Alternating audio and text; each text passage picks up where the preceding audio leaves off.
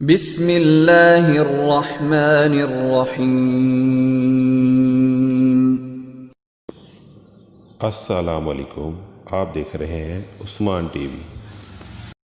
آج ہم آپ کو جو وظیفہ بتانے جا رہے ہیں یہ 9 محرم الحرام کا خاص وظیفہ ہے۔ انشاءاللہ یہ وظیفہ کرنے سے آپ کی تمام پریشانیاں، مصیبت، جادو، نظر بد، روزی میں تنگی دور ہو جائے گی اور آپ کی دلی مراد پوری ہوگی اور تمام قرضے ختم ہو جائیں گے۔ یہ بہت ہی آسان اور چھوٹا سا عمل ہے۔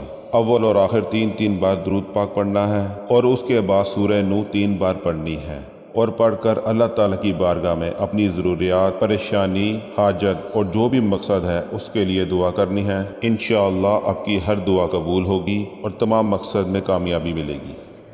اگر آپ کو ہماری ویڈیو پسند آئی ہے تو پلیز لائک کریں، شیئر کریں اور سبسکرائب کریں۔